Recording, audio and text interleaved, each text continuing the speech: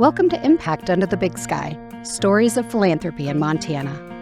This podcast is brought to you by the Montana Community Foundation, where our mission is to cultivate a culture of giving so Montana communities can flourish. Join us as we share inspiring stories of generosity, innovation, and impact from across the Treasure State. From rural towns to bustling cities, we'll explore how philanthropy is shaping Montana's future. One gift, one grant, and one story at a time. Hi, I'm Heather O's. Welcome to Impact Under the Big Sky, Stories of Philanthropy in Montana. I have what is to me a familiar face, Dan Trost. He is our distinguished guest today, and Dan is the Senior Vice President and Financial Advisor at Trost Wealth Management based in Helena, Montana. Hello, Dan. Hi, Heather. How are you? I am good. It is so great that we finally get a chance to connect. Me here in Pony, you in Helena, and you get a chance to share your wisdom and your wealth of knowledge with our audience. Dan, can you give us a brief bio, kind of some highlights as to who and what you are? Absolutely. First, thanks so much for having me. This is a topic that's near and dear to my heart, so I'm really excited to be a part of this conversation. Yes, I, as you mentioned, Trost Wealth Management, which is a division of D.A. Davidson here in Helena. My team has a couple of advisors and 2 registered client associates. I've been in the industry for 25 years, been at D.A. Davidson for 17 years. I'm a certified financial planner, and that designation encompasses about 10% of advisors out there. So I think that starts to set our team apart a little bit. And I think we're further differentiated by the depth of our knowledge in tax planning, retirement planning, estate planning, and what we're talking about today in philanthropy and charitable giving. Wonderful. And Dan, I think what you really touched on is, for many of the people I talk to, when they think of a financial advisor or a wealth manager, they primarily are focused on retirement. That seems to be the impetus of what they utilize that for, but it is so much more. It's holistically the whole life of a person, including the aspects of our conversation today that overlap, that being philanthropy and legacy and what that looks like when working with your advisor to accomplish goals. Yeah, I absolutely agree with that. And I think they are not so dissimilar when you start to look at people's goals. They can encompass a broad number of things. And some of the tools that we'll talk about today actually reach into that retirement planning and the tax planning and the estate planning areas. And that's part of why we have those conversations with folks. I think it always has to start from a place of charitable intent with people. I have yet to find the donation which puts you further ahead of where you were financially. You still need to want to give and help other people, which is really, really important. But once you have that intent, there are myriad things that we can do to try to leverage your giving and help you accomplish those goals. Yeah, I think that's an exciting thing. It's really a choose your own adventure, right? No two people and no two objective is the same. And so you get to come alongside and advise. And Dan, you've been wonderful throughout the years. You've been a partner, literally, in the Partners for Montana's Future, which is a program MCF offers to collaborate with financial advisors and wealth managers. And if you wouldn't mind, can you share a little bit about what that partnership has looked like working with MCF and how it's maybe brought value to the clients that you serve? Yeah, it's been a fantastic partnership. And I can't remember what year. I don't know if you know, but it's been at least I want to say it's been a decade that we've been doing this together. And I think I was either the first or one of the first partners that you guys had. The first. The very first. All right. That's good to know. Yeah. And so I think with the knowledge that came from me learning how to become a part of that process and knowing that many of my clients have a charitable intent, it just was a natural fit. And you guys are really great to work with. Your finance people and your marketing people, everybody's just so great to work with. And so it's been great. It's been great for clients. I know enough to be able to do a lot of it and to kind of explain it to my clients, but it's really nice to know that you guys are there to be able to answer additional questions, help people. I mean, we'll talk about donor advised funds, I'm sure, in a minute, but help people figure out how those work and how to use the website and all those sorts of things. It's been a great partnership.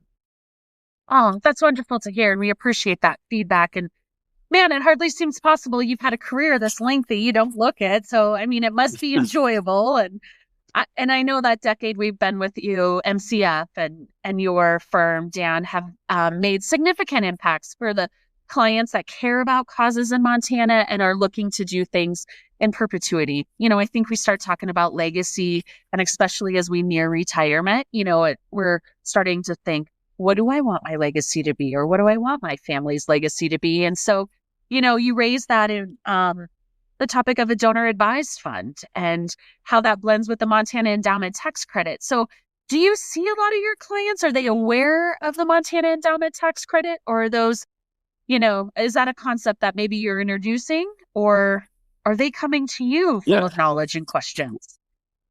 I have had a couple of folks who had heard of it before and came directly to me. I think most of the time I'm introducing it to them as an idea. And again, it starts with that charitable intent. And then we talk about ways to leverage your giving and say, nobody wants to pay more than their fair share of taxes. And so this is part of the tax planning conversation. Like, hey, can we help more? Can we donate more if we're able to leverage? And the answer is usually yes, we can, because we've got a certain budget allocated toward donations. And if we're able to use some of these tools and techniques, we can certainly donate a little bit more and, have the state of Montana and the federal government kick in a little bit too, at least in the form of a tax deduction or a tax credit. And it ends up working in everyone's favor. Yeah, I love that. I often say to people, they'll ask me like, this feels kind of like we're breaking the rules or something, I'm getting credits. I'm getting dollar for dollar credits. And I'm like, yes, you can give more, save more. And in the end, everyone wins. And they're like, okay, well, why aren't more people doing it? And I think to your point, you have to have a professional in your corner, kind of bringing it up, bringing it to your awareness level, because we don't sit around in circles and talk about taxes every day, we're talking about kids and life. And so when we get an opportunity to introduce these concepts, it really can shift the conversation. But Dan, for those that are listening today and they maybe don't have an advisor, or their advisor real hands off, either talking about philanthropy or the credits, like, what do you suggest for somebody that's going, I need a Dan Trost in my life. What do I do? Well, I would say we've got some openings. So, give us a call if you want to have a conversation. And even if it's not a good fit for us to work together, I'm happy to help. And obviously just call Montana Community Foundation. Again, the professionals there know everything about it. And if somebody from MCF has to walk an advisor who's not familiar through the process, I started there 10 years ago and you guys walked me through the process and it's been fantastic. And I've actually had MCF call me and ask me to call another advisor and explain the process to them from our side of the fence. So I'm happy to do that as well. If somebody has an advisor and they'd like me to reach out to them, I can certainly help there. I love that, Dan. I mean, it's just the mindset of abundance, right? Like neighbors helping neighbors, advisors helping advisors, so we can all accomplish our goals for the state. It's actually really rewarding and fun too. Well, I know you mentioned that it feels like we're bending the rules to do this, but I think if you look back to why this began, Montana was ranked near the bottom. I think we were, in the high 40s in terms of permanent endowed funds set up for charitable intent. And I don't know where we're ranked now. I wonder if you know, Heather, but I'm sure we're way up the list. This thing has been really successful, I think. Yeah, it has moved the needle, Dan, and I think that's important. We're one of a handful of states that offer a credit like this. And so you're right, it was an impetus to really take the reliance off state dollars and the government to provide for things and really make Montanans self-sufficient and have, some say in where their dollars go and where they want to invest. And, part of it is that always ongoing education. We've had a lot of advisors retire, as everyone should get to do. And then new advisors come in and CPAs. And so we're working together to really help educate Montanans that there's this unique tool, and you can either go to your financial advisor or CPA or call us directly. Dan, I'd be curious, I didn't prompt you earlier on this, but without naming any individual clients, like, have there been those that you've worked with and you've seen what they've done in a charitable realm that's really inspired you, or you've watched and thought, that's pretty incredible. I'm glad I was part of that. Oh, it happens all the time. Yeah, I guess I can throw out a few examples. I think one of the things that really touches me the most is when the patriarchs of the family and matriarchs of the family decide that they would like to move this gift of philanthropy down to the next generation and the generation below that. And that's what these permanent gifts can do. If you're able to go through the deferred gift annuity, which again, we can talk more in detail about that in a second, but have the charity named in that deferred gift annuity as the donor advised fund, and then you can list your children or grandchildren as the successor advisors on that donor advised fund. So you've created something akin to a charitable trust or a foundation for your family, but it's more tax efficient in a lot of ways. It's easier to manage. This idea of donor advised fund, it's become a huge juggernaut in the industry. We work with really high-end estate planning attorneys, and the types of folks that work with multi-millionaires, people that used to set up charitable foundations, used to set up family gifting trusts and things like that. And they're using donor advised funds now. I've got a meeting later today. When I leave here, I'm driving off to Bozeman to meet with some clients and their attorney. And we're talking about setting up a really large donor advised fund for the next generation to be able to give. So I think anytime that you can take your goals to help your community and pass that on to the next generation and the generation after that, that's what touches my heart. Yeah, that's really exciting. And I know for those clients that I meet with that are older, and they're looking at, we're going to be passing. That's part of it. Like, I want my children to be philanthropic. They may not care exactly about what we care about, but I want them to care about something. And so what you just described, Dan, with that donor advised fund really creates that framework, and it makes it very simple and fluid for that next generation to continue either to give to it or grant from it. And it's really fun giving away money. It's fun. Yeah, it's great. Well, the other thing I like about it is if you just say, okay, I'm going to name X charity in my will or something like that, they get all the money up front. And what if something goes wrong down the road with that charity? What if it ceases to exist, or the mission changes enough that you're thinking, oh gosh, grandma wouldn't have liked that. Well, now you've got the option to have some control. Yeah, absolutely. I think that flexibility is so nice. Like, what you love today, you might not love tomorrow, or you might just like it a bit, or something new comes on.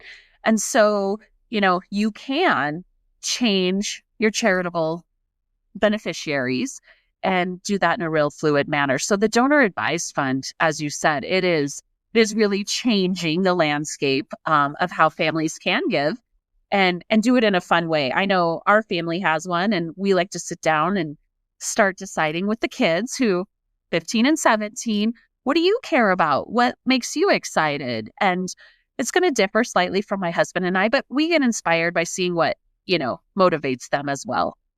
I think that's probably why there's so much synergy between D.A. Davidson and the Montana Community Foundation and the work we're both doing. And Dan, we are so grateful for your partnership in the Partner for Montana's Future program, but just all of your help and your wisdom, whether you're visiting with somebody who has an exploratory call or it's another advisor that you're helping along. You have been a tremendous asset to the philanthropic sector, and we are so grateful for you. Thank you to our listeners today. For everyone who takes the time to learn about the Montana Community Foundation, plan gifts, or whether it's the Montana Endowment tax credit, we are here to help and serve. Thank you to Dan, and thank you to you. Thank you for listening to Impact Under the Big Sky, Stories of Philanthropy in Montana, a podcast from the Montana Community Foundation.